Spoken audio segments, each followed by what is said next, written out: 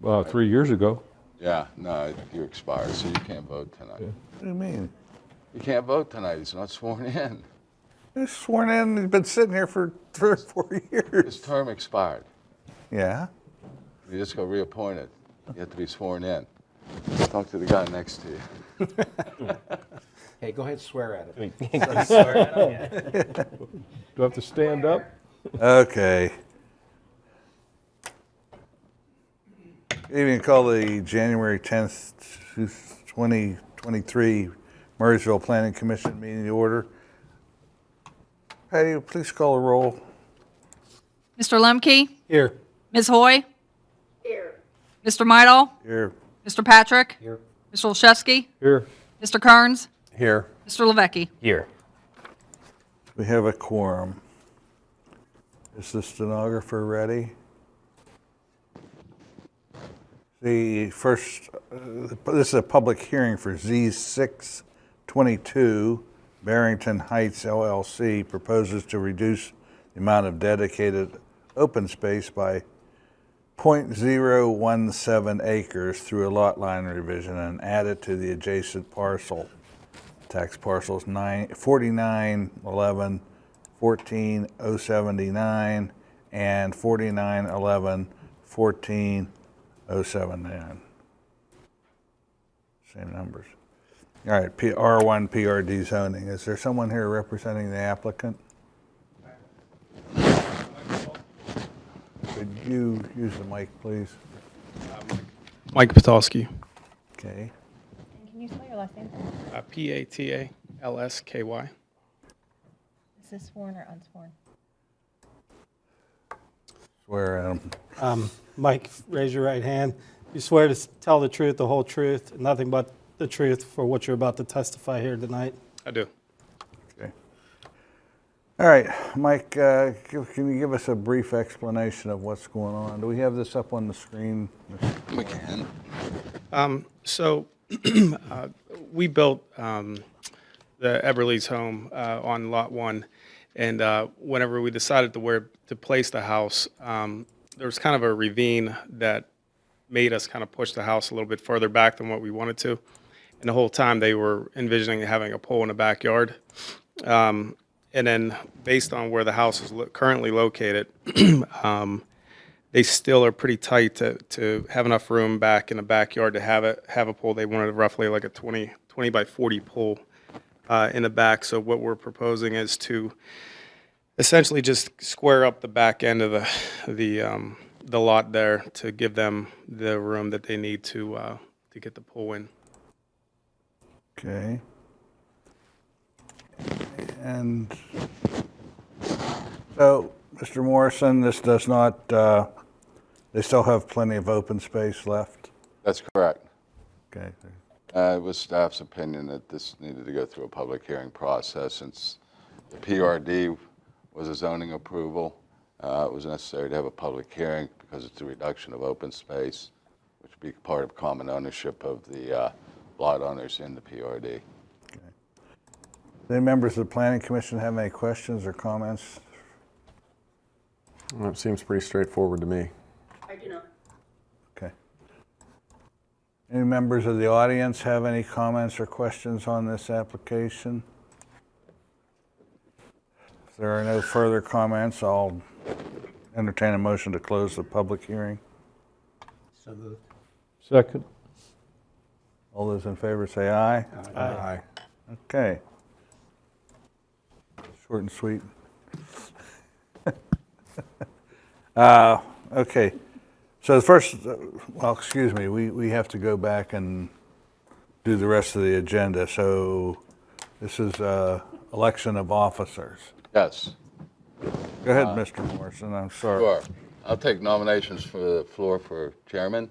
I moved it. I nominate Mr. Midal. Let's just quick. Second. Any other nominations?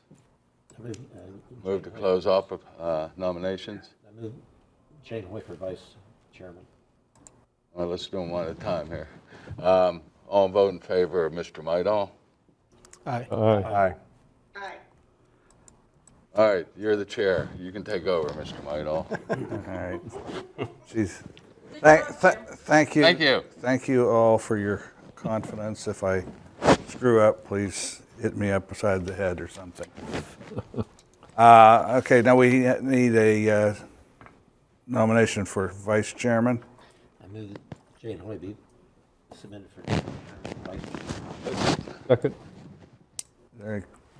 Any others? All those in favor of Ms. Hoy as vice? Aye. Aye. Aye. Okay, we need a motion for secretary. I'll make a motion for Mr. Patrick to be the secretary. Second. Second, I'm allowed. Okay, all those in favor of Mr. Patrick for secretary, say aye. Aye. And we do have a position for assistant secretary.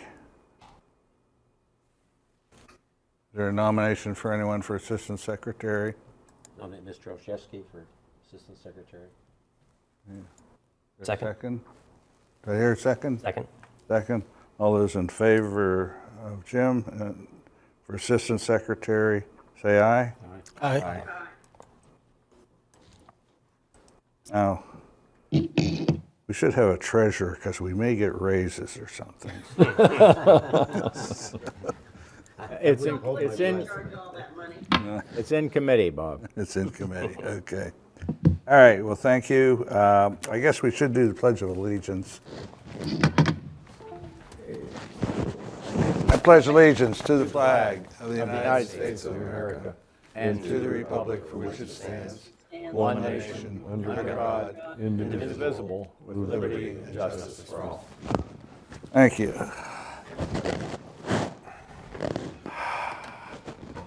We have minutes from December 13th. I read the minutes, they look fine to me. I recommend we approve them as written. For a second, Second. those in favor say aye. Aye. We have a period for public comment on the agenda. Does anyone, member of the public, have anything they wish to bring to the attention of the Planning Commission? No? Okay. New business. The first item of business is the Barrington Heights lot line revision. Any questions or comments by anyone? Seems pretty straightforward, as Chris said. Okay, and I'd entertain a motion to pass this on to council. I'll make a motion to recommend approval. Is there a second? Second. All those in favor say aye. Aye. Thank you. Go forth, multiply.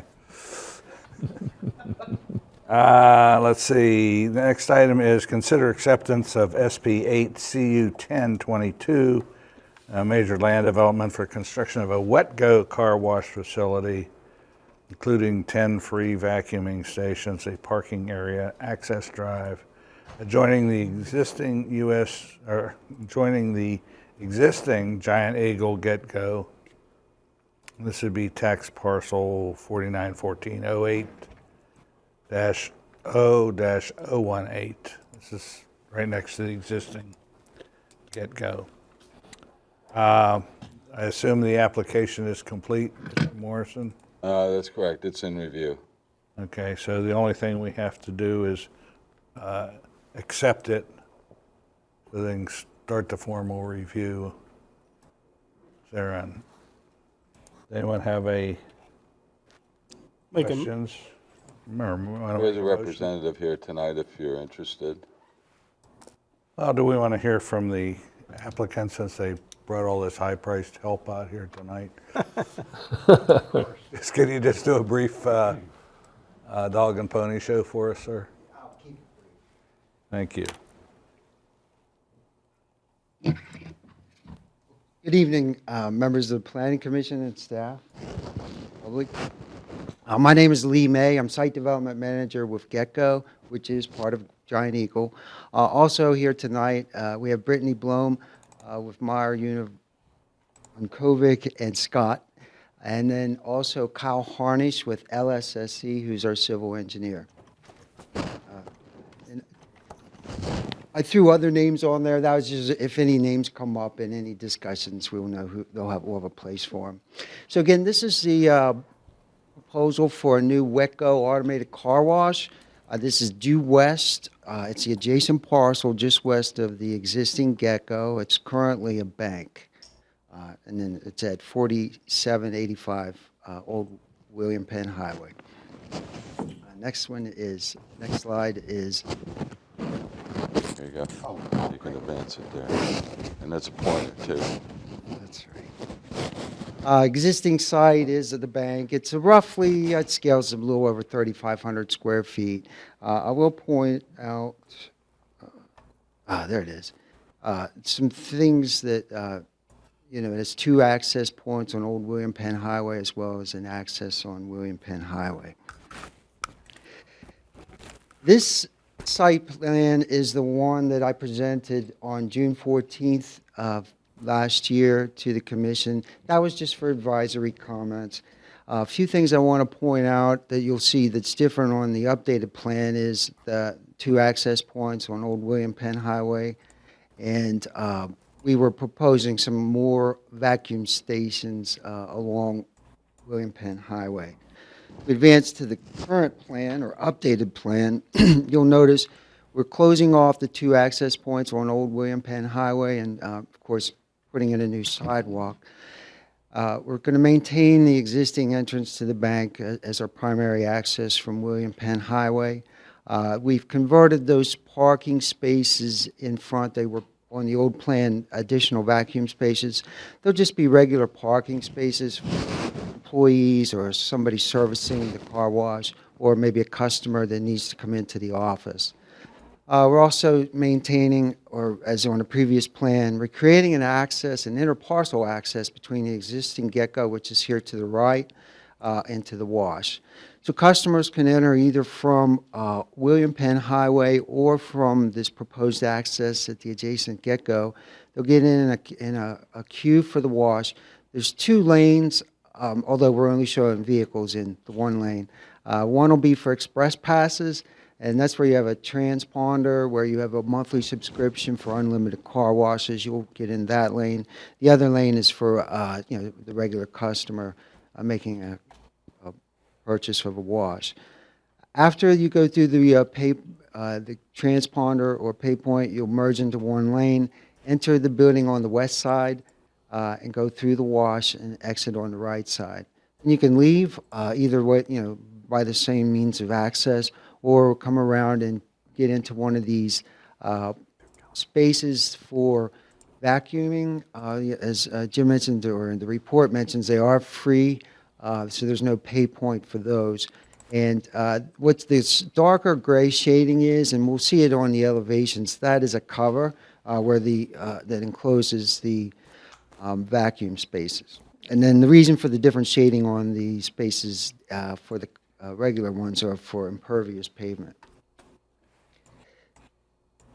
Also put the landscape plan in here. I know that's under review. I won't go over this a lot, but we're adding a lot of green space with this redevelopment.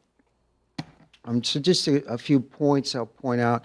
It's about 1.25 acres. We're, of course, in the permitting phase. There is an agreement to purchase the bank. It's not a long-term ground lease. And this is what is called a tunnel wash, or it's automated, so the customer's car gets on a conveyor, so that controls the speed through the wash. And then we have I've also noted that the refuse container, which is a dumpster, it will be screened with an enclosure, much like the adjacent Gecko. Building's almost 3,200 square feet, and I think the other items I previously mentioned on the plan. Oh, and the plans have been submitted to Westmoreland Conservation District, and they're currently being reviewed. The site is owned business, but a car wash is permitted as a conditional use. The conditions for that are, I put a check mark where they're all have been met or do not apply. Also referenced in those conditions are stacking requirements that refer to the section 220-56, which is regarding queuing or stackings. really the intent of, as my take on the code, is to make sure that there's ample space so queues or cars waiting for a car wash don't back into the public streets and create an issue. And we have more than ample queuing for that. Here's the building elevations. The top view is the west elevation, which faces the existing office building. That's the side that you enter car wash. And there are design requirements for the amount of opaque or glass area on each elevation. They're noted here. I believe we meet all those requirements. The elevation on the bottom is the exit side. This faces the existing get-go. And on both elevations, I'll point out what this structure is. This is to cover the vacuums. It's meant to, or it will match the building of the car wash, which also complements the adjoining get-go. Although they will be on separate lots, they will complement each other. On the next slide, this top view, the top one faces Old William Penn Highway, and because typically, this area here is a mechanical space, we are putting in some faux windows to add for that opacity, that glazing or opacity requirement. And it also adds more interest to the building. What you'll see here is something I should have mentioned also is in the sound study on the north side of the site, we just barely went over the allowable limit at evening and nighttime. I think it was 1 decibel over ambient sound. So one solution that our acoustics engineers made was to build a 16-foot, 6-inch long wall at least the height of the exit door for the wash to help mitigate or mute that noise. So we've added that to this elevation. This is, if you got elevations from our original submittal, this wouldn't be shown on there. So I slipped in an updated elevation here. So we're in other words, we're planning to do that, agree to do that. And on the bottom elevation, you can see that on the right side here too. So the building actually ends where that parapet is, and that's all just the sound wall off to the right there. And that elevation on the bottom faces William Penn Highway. There's a couple of 3D views. The bottom one would be more like if you were in the front corner of Gecko looking toward the wash, and the other one is more from the northeast side of the site. And that is the end of those. Now, we did get the briefing comments. I believe we understand them all. Kyle has already, I think, addressed or made those comments or changes to all the drawings. And there was one other. Yeah, I think all the plans are being submitted for reviews for NPDES, et cetera. So that's kind of a real quick run through it. Happy to answer any questions or take any concerns back to the team that you might have. Mr. Morrison, are the elevation views in the Dropbox? No, he just brought these tonight. Yeah, we just had them updated. Okay. And Just as a question, the free vacuuming, is that only for the people who have the car washed? I would assume so, but is there? No, not really. You can just pull in and vacuum. It's like, think of it as like the free air that we have. do we really need the signs up there that say free vax? Well, we do like to promote that because that is something, as a draw. And I will say that I know that every sign needs a sign permit, that any of your review, I know your review doesn't cover signage. Right? Well, it's such a, you've gone to such an effort to make an attractive looking car wash. It just seems like those signs up there take away from it. We do keep it a very simple white plain font, no branding. I really just want to get that message that people know that the vacuums are free. There's no additional charge for that. If you had to put the free vac sign up, could you put it in the band on the building rather than have it standing above? No, the scale wouldn't fit in that same band. That's one of the ideas.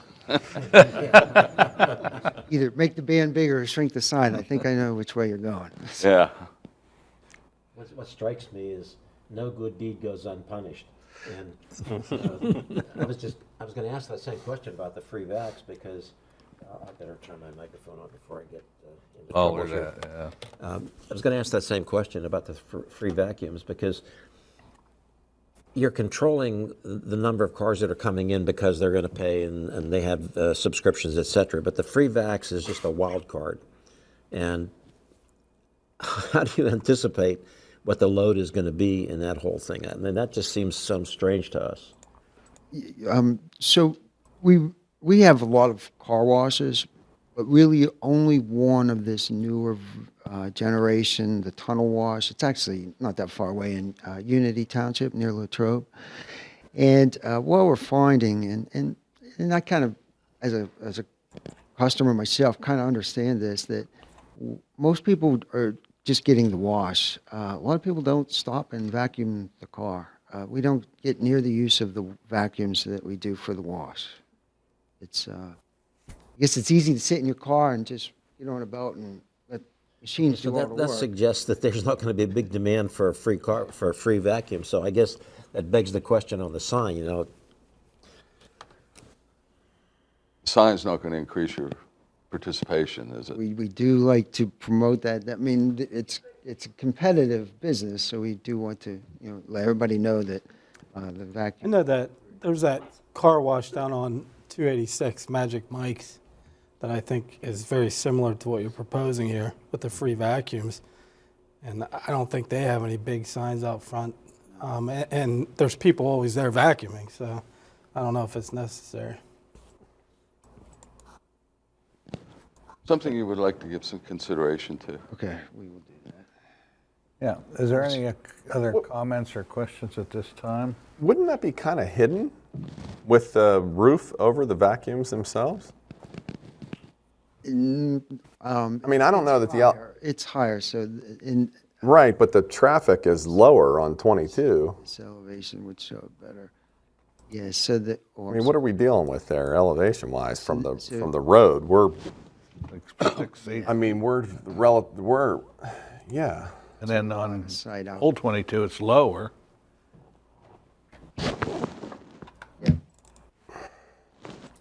Right, the sign would be about right here, and the line of sight down to William Penn Highway. We can check the elevations on that just to confirm it. It should be visible. There is a grade. It does sit higher, but it's not. Can't read it. I mean, from this one elevation I'm looking at, it looks to me like you would catch it maybe at extreme ends as you wouldn't be able to see it right out in front. Something worth considering. Let me ask you this. How many places around this building does it say car wash? There's that one on the right side that faces Get-Go, and then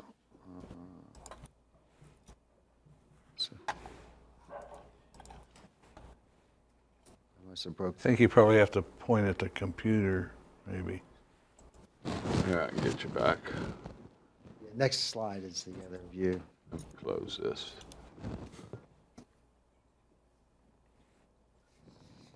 All right, try it now. Now? The pointer works. Oh, it's spinning. We hate to see that. There you go. Yeah. So the car wash sign is on the entrance side. And Well, why don't you take our comments to consider here? So, I mean, it seemed to me that you'd want to advertise that it's more of a car wash than free vacuums. okay, I'll take that back to the design team. Anything else from the planning They're commission? quite familiar with our Adversity 2 signs based on the Get-Go next door.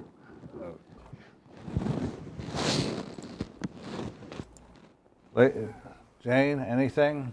Yeah, Bob, I have one thing. Go ahead, Joe. Yeah, relative to the water and capture of the water and containment of the water and processing of the water, are there any issues there? For the reclamation, Yeah. the water that's reclaimed is only used for the wash. So it's in oil water, grit separator. And I don't have a lot of the details for the drawings. Standard design and process that you've used elsewhere?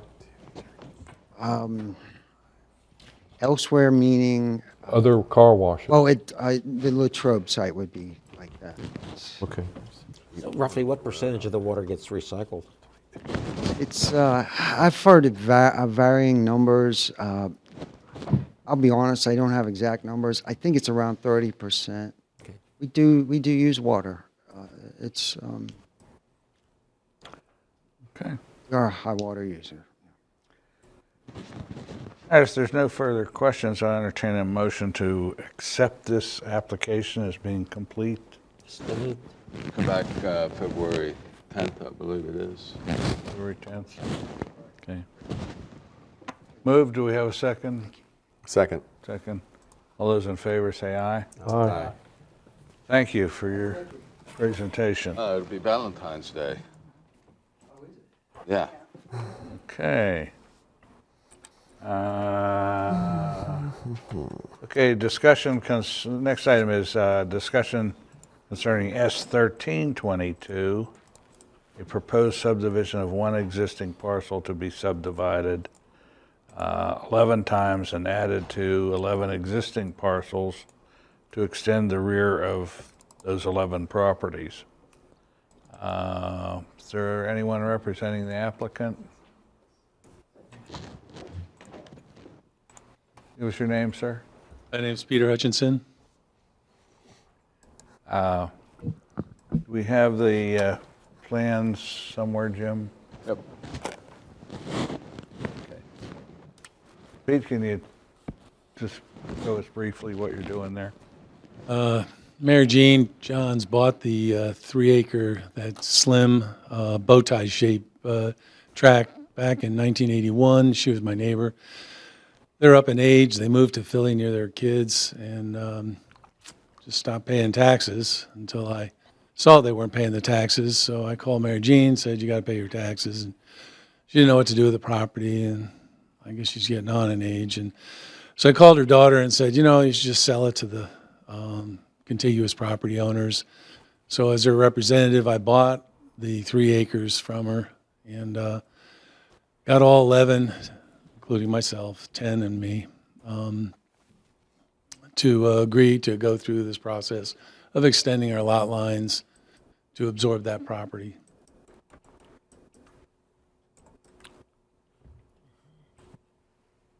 There is no development. There is no plan to do anything with it. It's just more backyard. Just moving the property back. But that was an existing parcel that was just kind of landlocked back there. Yeah. Is it, okay. Yeah, I'm not really sure why she bought it. I'm not really sure why the Lake Haven didn't have that incorporated into it. It just was out there, and I have no idea why Mary Jean bought it. She wasn't clear on why she bought it. Said something about Nance. She did want Nance to encroach upon her property, or I don't know. So it's politics long before I got here in 1989. Okay. So What are we doing with this, Jim? It says a discussion. Well, we can recommend approval tonight, or Oh, okay. recommendation for approval. Sorry to send Mr. Hutchison through all the hoops, but it was staff's opinion that was more than, involved more than 2 lots, even though it's just a lot line revision. There's really Squared away. there's no other use for that property. No. No Other than doing what's proposed here, so. Yeah. so you're just going to add that to the existing lots that are there? Yeah. But does that increase their taxes? Yes. Yes. They okay with that? Yeah. They've all, I included with the package $500 check from all of them to show they're all committed. I figure 11 of us will be spending about $1,800 to buy these little tracts. did it by tract. I didn't do it by square foot or anything like that. Just 11 tracts, 11 families, divided out. Right now, I think I'm in at about $20,000. Very simple. Congratulations Going back for to getting what them you all on said, board. no good deed goes unpunished. Yeah, it's a miracle you got 11 people to agree on something. Yeah. Well, we had one that moved away, so I had to get the new guy on board. Then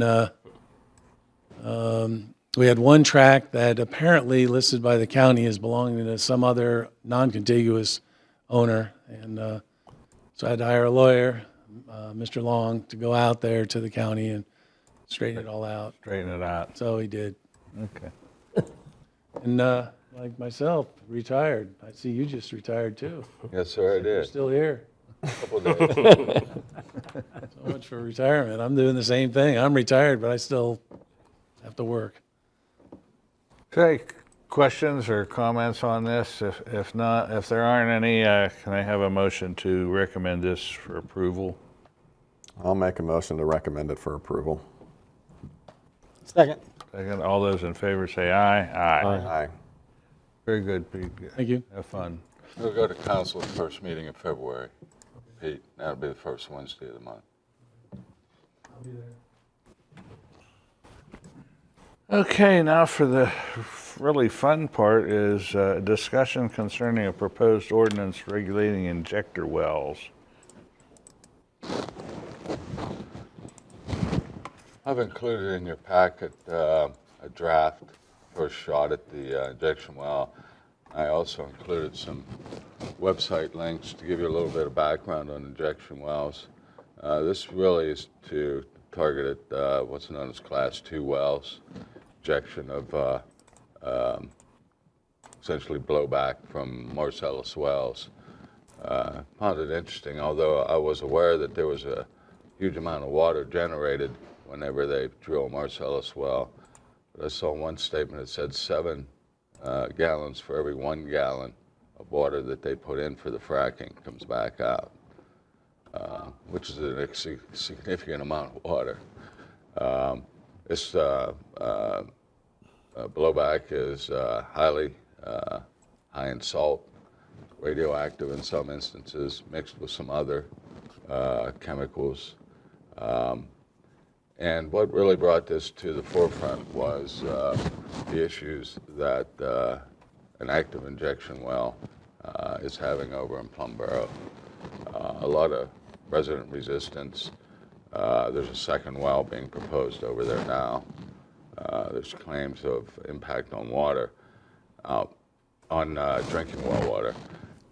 I don't think that the impact is actually from the settling of the water at the bottom of the well, because they're essentially 7,000 or 8,000 feet down.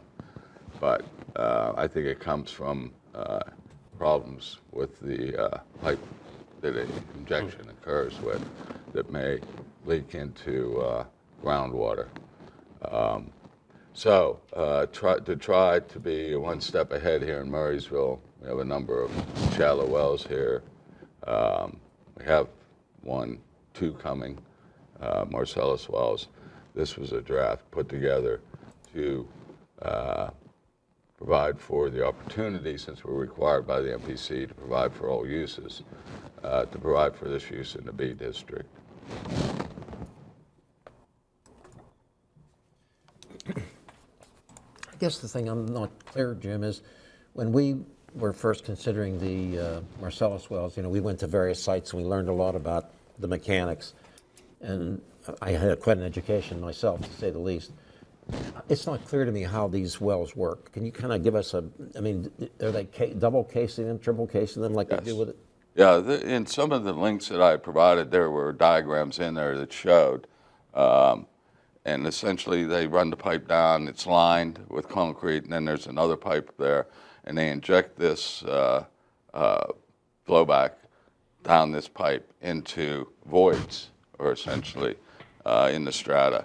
And it usually goes in, from what I understand, into a porous layer, which then is bound on the upper and lower limits by a less porous layer, being shale or something like that. So essentially, a lot of these have sandstone and are bound by shell layers above and below it. But they inject it down. There is a plug that they put at the bottom of the well so that when the injection goes in, it's not forcing water back up.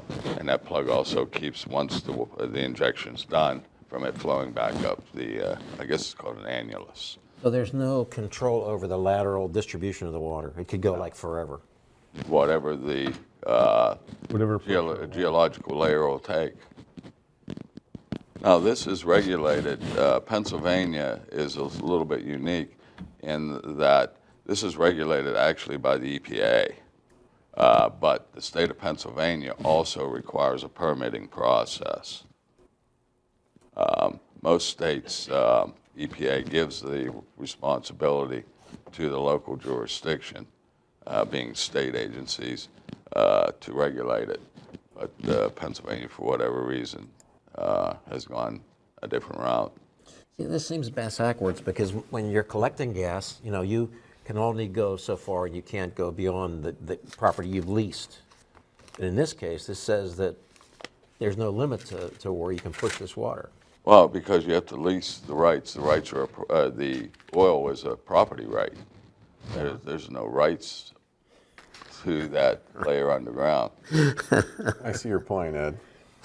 Yeah, I mean, you can't just dump your trash on someone else's property. This is it somehow just doesn't sound right. What amazed me was I think there's 7 different classes of these wells, and some of the stuff they inject underground with these other types of wells is just unbelievable.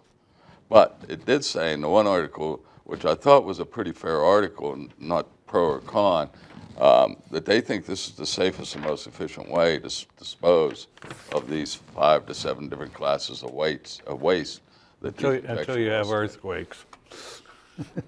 Wasn't that the case in Oklahoma, that they had That's right. earthquakes Yep. as a result of injection wells? And also in Ohio. Ohio does too, yes. Youngstown. We're forced to allow this. Pardon? I said, I'm amazed we are forced to allow this. So, well, Jane, just like Marcellus wells, we have to provide for every type of land use under the MPC. So it's either regulated or get caught with our pants down, essentially. So what constraints can we apply? Not a whole lot. So it's almost the same as under the Marcellus, where it's deemed as a land development. So we do have land development controls. We can say where, but not how. And so this ordinance says it's going to be in the B district. That's correct, with certain setbacks. So how much? It's modeled after the Marcellus ordinance in requirements as far as sign-offs by adjacent property owners and setbacks on the well. Is there enough business zone property in the municipality to even accommodate this with the setbacks and all that? Then I would ask the question, do we have enough business zone property to accommodate business? Is there anything that can be done as far as monitoring any existing wells within a certain radius of a proposed location? You mean water wells? Yeah. I don't, the state has a requirement of the operator has to test water wells within 4,000 feet of the proposed drill site. So that's already part of it. But that's not incorporated in this ordinance. I'm not sure if the state, and I can check that, if the state requires the operator to test wells within a certain distance. I need to find that out. Yeah, I mean, I think if we could put something like that in, I think that. I guess the other question I was going to ask Jim is, you know, based on, you know, there's so much knowledge of the geology because of the Marcellus activity. Do we have any kind of a rough feel for what kind of distance this water would propagate? Do they figure it's going to be Laterally? Yeah. I think it's just dependent on the pressure, the porosity of the layer they're injecting it into. Don't forget, this is going down into an area where the gas has basically been extracted because it's a shallow well. It's not a Marcellus deep well. How deep is this? These ones, I think Plums gets down almost 7,000 feet. Well, that's not in Marcellus territory. That's in Marcellus territory. Yeah, but that's not a Marcellus well. 12? 12, yeah. Oh, you look at Are we gonna see this water again when we drill into the Utica? Yeah. well, they'd have to drill through the porous layer, which would be the sandstone layer. If you look at the geology stratum, we should have kept Pete here. He could have explained all this. You know, there's varying levels. You got sandstone, you got shale, and they all have a different porosity level. And they're required as part of their permitting process with the EPA to do extensive testing of those layers, those geological air layers. So maybe as part of that, they do map it out. I'm not sure. So I guessing, I think Jane kind of leaned on it a little bit, is that what does this do to the future activity? I mean, does this kind of become now a blockage for a future effort? I don't think so. You know, the Marcellus wells now go through the ground water table.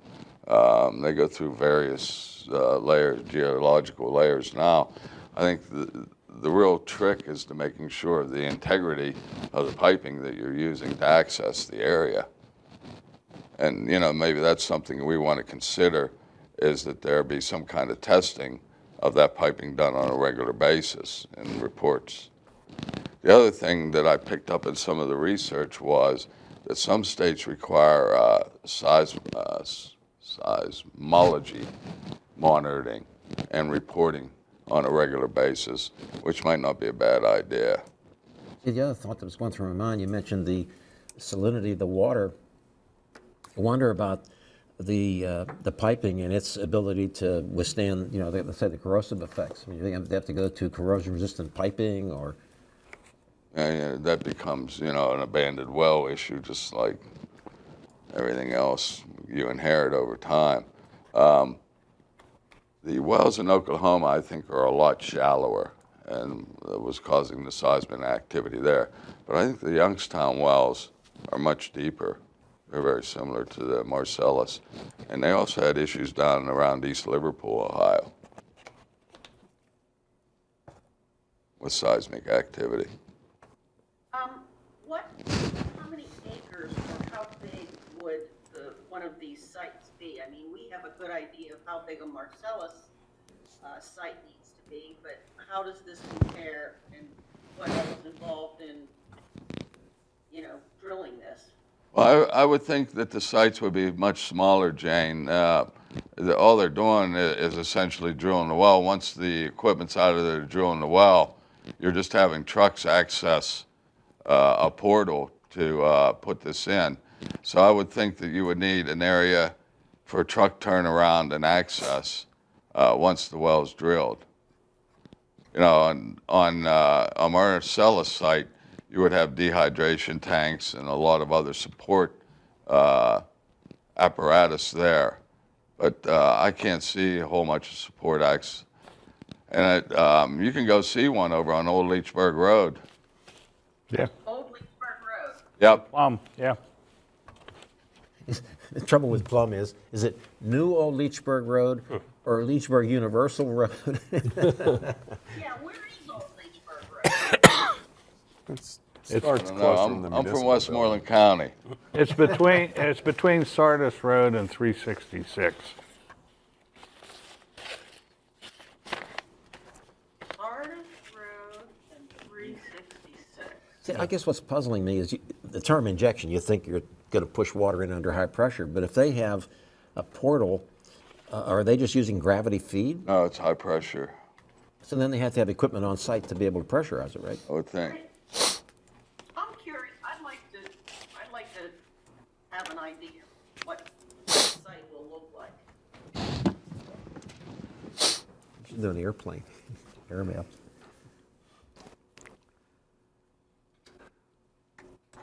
And I would like to go see one. Yeah, I'd like to certainly hear from the other side. You know, when we went and visited the Range Resources and other sites, I think they took a lot of time and explained to us, educated us basically what was happening. So it'd be nice to get Well, you Similar probably call Terry Jacobs, and that's who owns the one over in Plum.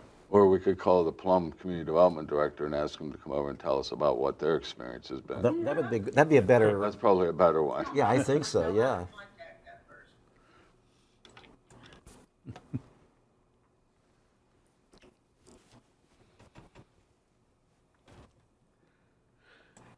person. Okay. So this is our first shot at it, and I think it's a good conversation. I would encourage you to read some of the links. I thought they were pretty informative. If you do a search on the internet, 1,000 sites come up. It's Our homework. unnecessary or a necessary evil.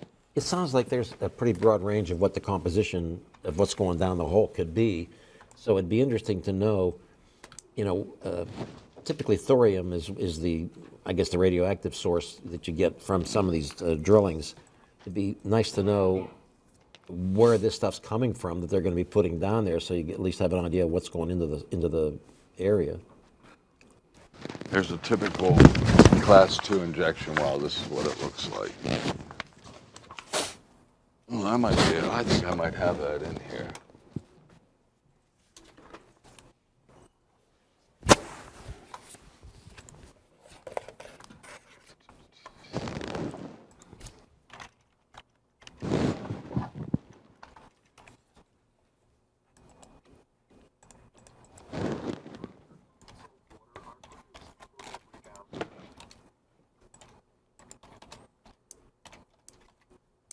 I see they're not triple casing very far down, it doesn't look like. Well, they go as deep as they need to go. All right, here we go. See, they don't seem to say what the pressures are either. I think it would depend. This is the one article that I thought was pretty good.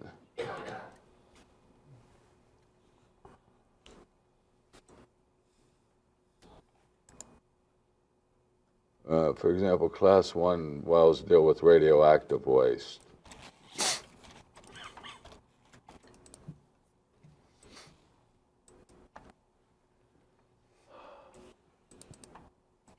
There's a Class 2 well there. It's up on the screen. 1,000 to 5,000 PSI. I'm looking online, the first thing that came up on injection wells, and it says, protect the environment without compromise. Why I don't not? believe everything I read on Google. Depends on who the author is and who the historian is. Huh? Oh, There's a typical injection well there. here you go. That's the. And there's a video on Penteco's website that he had linked that is actually pretty informative. Yeah, I can bring that up too. I think I have that here.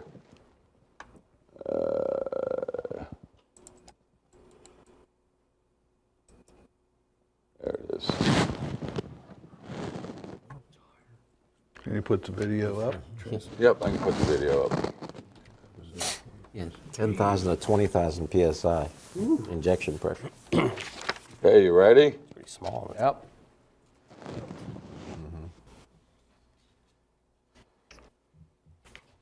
Sound. We need sound.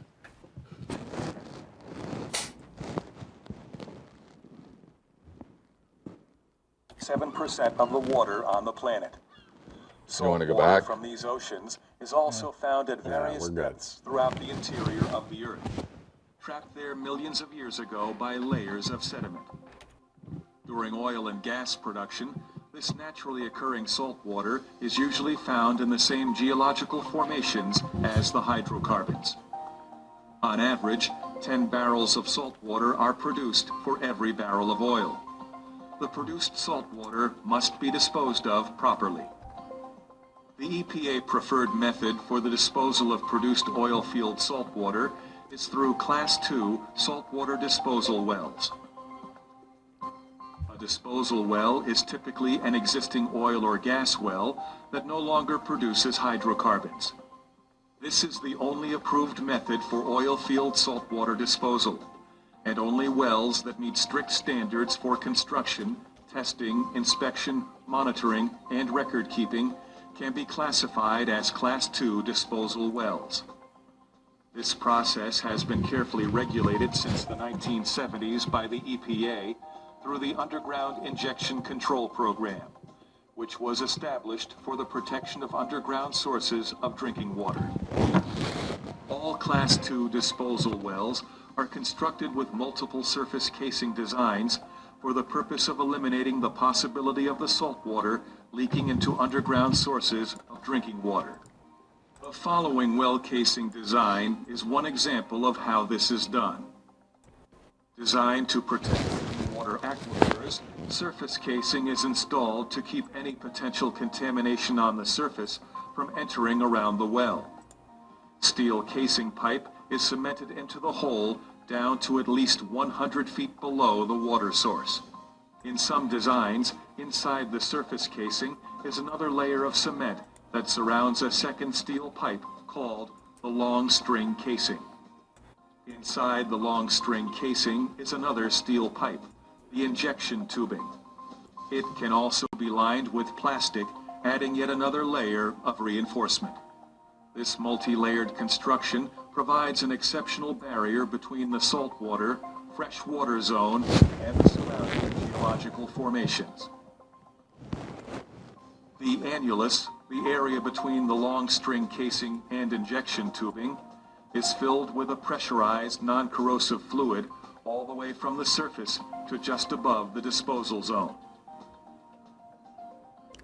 The wellbore and protective casing runs through many different layers of rock, many of which have very low permeability. Permeability is the measure of a rock or sediment's flow efficiency. The depth of the well and the number of rock layers that lie between the underground source of drinking water and the disposal zone will vary depending on the local geology. Many of these rock layers have trapped hydrocarbons and salt water underground for hundreds of millions of years. Because water quality diminishes naturally with increased depth, deeper formations are usually chosen for saltwater disposal. These formations generally contain water with very high levels of solids and salt water. So the disposed salt water is simply being added to areas that already contain similar substances. It is most important to understand that these deeper formations are not potential underground sources of drinking water. At the bottom of the hole, the cement, casing, and area near the wellbore is perforated, creating a pathway for the salt water to be injected into the disposal zone. No more than 100 feet above the uppermost perforation, a packer is installed. Made from special corrosion-resistant rubber, the packer fills the space between the casing and injection tubing. When in position, it expands to firmly hold the injection tubing in place. More importantly, it creates a watertight barrier that prevents salt water from flowing back up to the surface through the annulus and provides the bottom seal for the pressurized annular fluid. At the surface, the well's pressure is monitored. Any slight variation in fluid pressure can indicate a possible compromise, and immediate action will be taken to ensure the well's integrity. When the salt water arrives by truck or pipeline, it is separated for injection into the formation through the disposal well. Any residual oil is held in tanks for later pickup. The salt water is pumped down the wellbore, out through the perforations, and into the saltwater-bearing formation.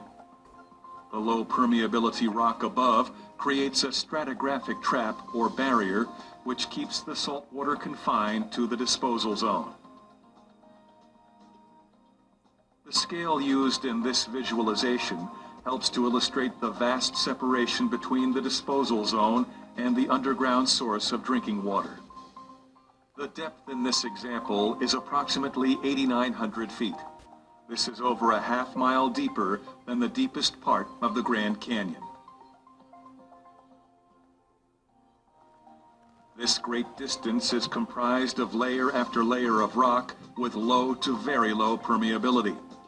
Rock formations so dense and so thick that they have held both saltwater and hydrocarbons in place for hundreds of millions of years.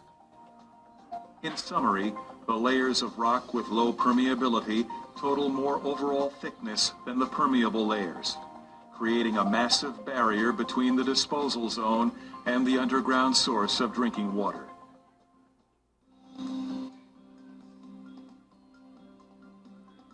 Class 2 saltwater disposal wells provide a reliable and environmentally safe method for disposing of the saltwater recovered during oil and gas production. The fact is, the earth is saturated with salt water, both on the surface and deep below.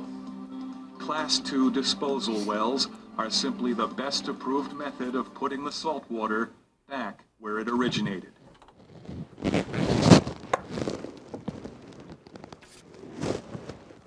There you go.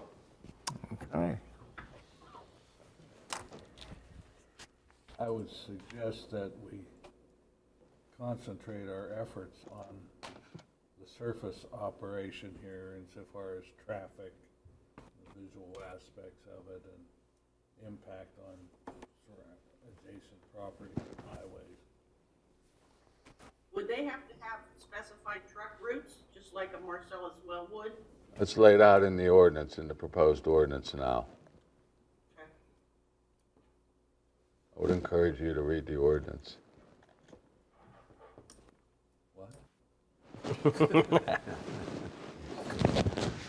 Well, you know, it's just like when we went to the Marcellus, which was interesting in following what's going on over in Plum.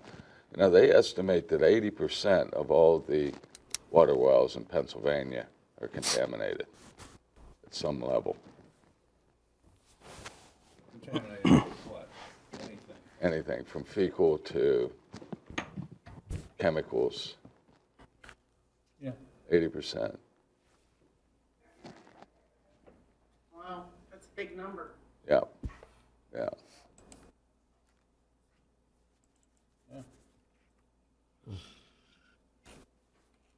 All right, well, we have our reading assignment. Homework. I can bring it back next meeting if you want. I can do some of the, answer some of the questions you have here. Maybe I can get the guy from Plum to come over. Jim, is this, the draft ordinance that you have here, is it patterned after a sample of somebody else's? Yeah, it's basically patterned after our Marcellus well, that ordinance. Ah.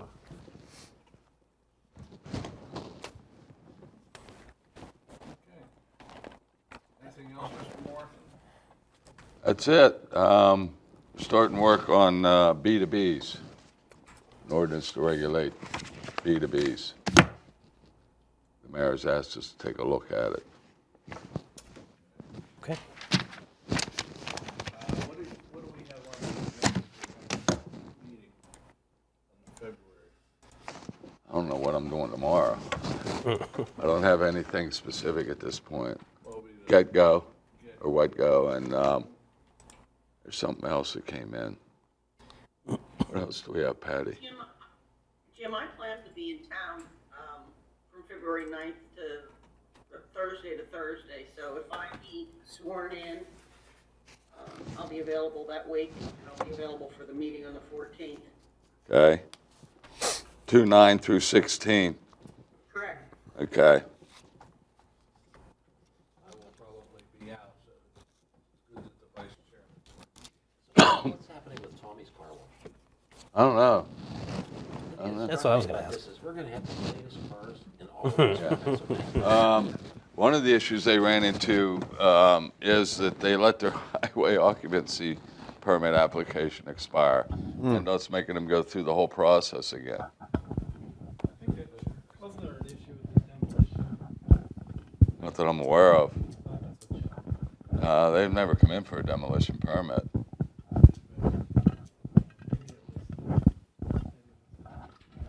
Oh, is that right? Well, I know they were having issues with highway occupancy. Whatever their issues are not our making.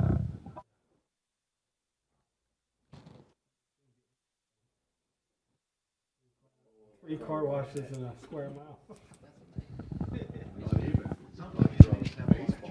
Yeah, yeah. Well, we lost the export car wash, you know, they could, it's closed. Okay, nothing else? Entertain a motion to adjourn? Jane? Hey, Jane, were you able to access the Dropbox? Yes. Okay, so you got all the, The Dropbox on my phone while I'm looking at the Zoom on my computer. And okay. I did look at everything before the meeting started, so I had a pretty good idea. I cannot really see the screen behind you guys very light. But that's okay. Like I said, I looked at the elevations of the car wash from the Dropbox. It wasn't Dropbox, by the way. Elevations. Okay, So, yeah, this works for me all right, for a couple months, but I appreciate it. Thank you very much. no problem.